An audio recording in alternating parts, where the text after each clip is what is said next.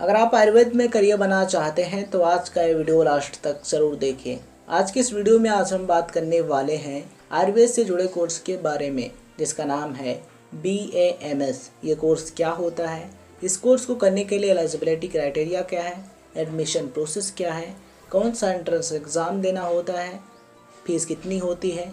इसके अलावा इस कोर्स को कंप्लीट करने के बाद आपकी जॉब पोजीशन यानी कि जॉब प्रोफाइल क्या हो सकती है, सैलरी कितनी मिलती है, इन सभी चीज़ों के बारे में डिटेल से बात करेंगे।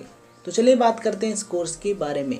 BAMS यानी कि bachelor of Ayurvedic medicine and surgery, जो कि आयुर्वेदिक सिस्टम में एक बैचलर डिग्री यानी कि अंडर ग्रेजुएट कोर्स है, जो कि 5.5 साल यानी कि 5.5 ईयर्स में कंप्लीट होता है, जिसमें 4.5 ईयर्स स्टडी और 1 ईयर की इंटर्नशिप करनी होती है। इस कोर्स को कंप्लीट करने के बाद आप आयुर्वेद में करियर बना सकते हैं, आयुर्वेदिक डॉक्टर बन सकते हैं और मरीजों का इलाज कर सकते हैं। इसके अलावा अन्य आयुर्वेदिक कंपनियों में काम कर सकते हैं। तो चलिए बात करते हैं एलिजिबिलिटी क्राइटेरिया की। अगर आप इस कोर्स को करना चाहते हैं उसके लिए आपको कम से कम 12th यानी कि 12वीं पास होना ज़रूरी है।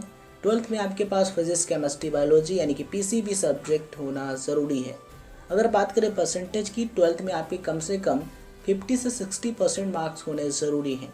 एडमिशन के समय आपकी उम्र यानी कि एज कम से कम 17 वर्ष यानी कि 17 ईयर्स होनी ज़रूरी है। तो चलिए बात करते हैं एडमिशन प्रोसेस की। अगर आपको इस कोर्स में एडमिशन लेना है तो सबसे पहले आपको एंट्रेंस एग्ज़ाम क्लियर करना होगा। इस कोर्स के लिए जो एंट्रेंस एग्ज़ाम है उसका नाम है NEET यानी कि NEET, जिसका फुल फॉर्म होता है national eligibility cum entrance test. ठीक है, इस एंट्रेंस एग्ज़ाम को आपको क्वालिफाई करना होगा। उसके बाद रिजल्ट आएगा और उसमें आपकी जो रैंक आएगी उसी के आधार पर आपको कॉलेज मिलेगा।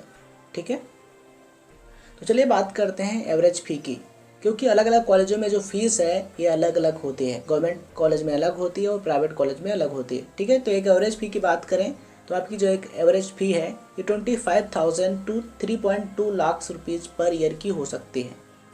ठीक है, ये डिपेंड करता है कॉलेज पर।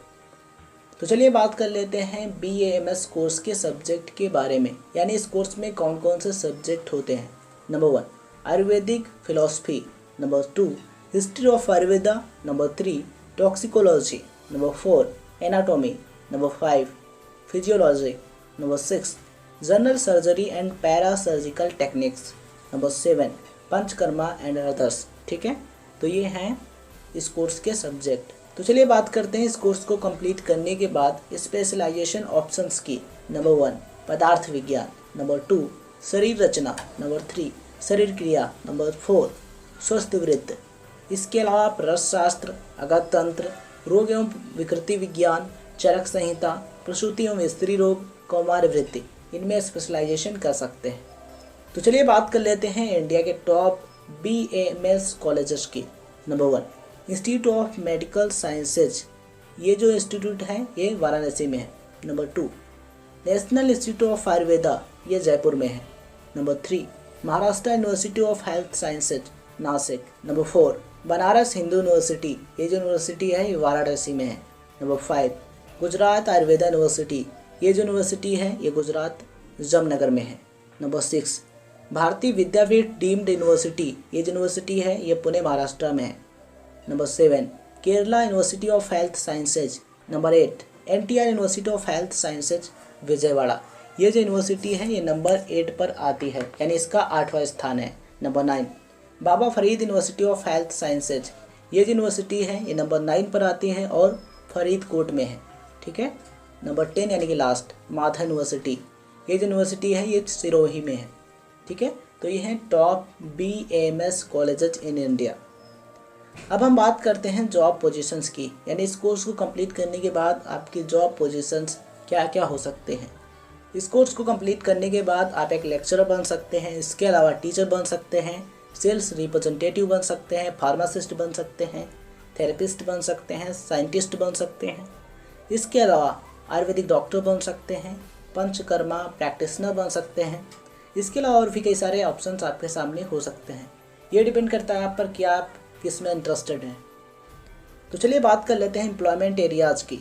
नंबर 1 हेल्थ केयर, आप हेल्थ केयर में वर्क कर सकते हैं। इसके अलावा आप डाबर में, हिमालय फर्म्स में काम कर सकते हैं। इसके अलावा आप वैद्यनाथ फर्म्स में काम कर सकते हैं।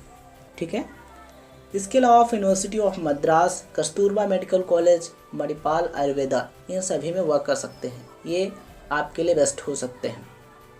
तो चलिए बात करते हैं सैलरी की। देखिए जो सैलरी है ये डिपेंड करती है आपके एरिया पर कि आप किस एरिया में और आप किस कंपनी या फिर इंस्टीट्यूट में वर्क कर रहे हैं। ठीक है, तो एक एवरेज सैलरी की बात करें गवर्नमेंट सेक्टर की, ठीक है, तो आपकी जो एवरेज सैलरी है ये 20 to 80,000 रुपीज़ पर मंथ की हो सकती है।